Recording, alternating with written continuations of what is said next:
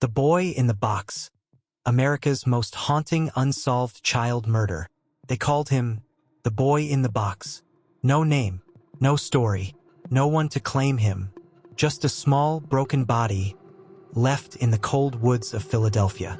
To this day, his ghost still lingers, a reminder that even innocence can vanish into horror. It was February 25th, 1957. A young man checking his muskrat traps stumbled upon a cardboard box in a patch of brush along Susquehanna Road, Philadelphia.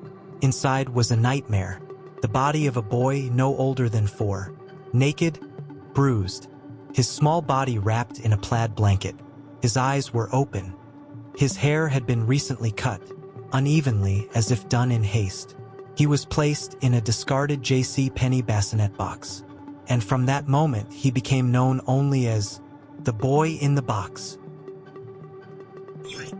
When the story broke, it hit every paper in the nation. The police had no name, no leads, no missing child reports that matched. Posters of the boy's face flooded the city, taped to lampposts, pinned to store windows, even mailed with utility bills. Philadelphia's citizens looked into the eyes of a stranger, a boy who, in death, seemed to be asking for help. But no one came forward. Not one parent, not one family claimed him. Detectives began tearing through every clue they could find. The box traced back to a J.C. Penney store in Upper Darby, but thousands had been sold. The blanket was of cheap make, common across the country. His haircut looked recent, possibly done after death. And then the bruises, head trauma, healing injuries, indications of long-term abuse. This wasn't an accident. This was ritualistic cruelty. Over the years, tips flooded in, and with them, madness. Just a few hundred feet from where the body was found stood a foster home.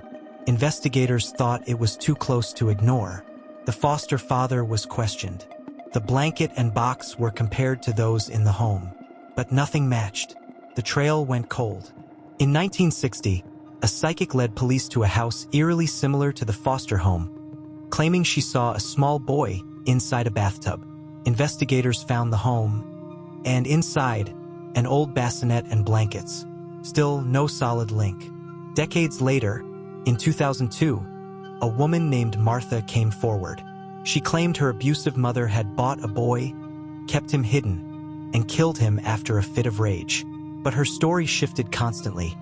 No proof, no evidence, just pain and confusion. And once again, silence. How does a child vanish without a single person noticing? How does a young life disappear into the fog, erased from family, school, the world? For decades, America's unknown child lay in a simple grave at Ivy Hill Cemetery. People would visit, leaving toys, flowers, even birthday cards.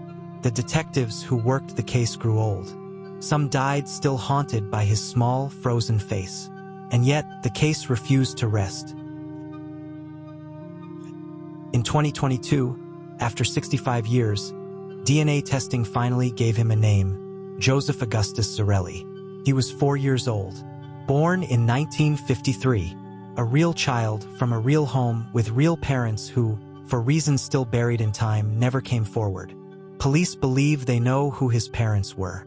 But as for what happened, why he died, or who took his life, those answers are locked in the shadows of history. The boy in the box is no longer nameless.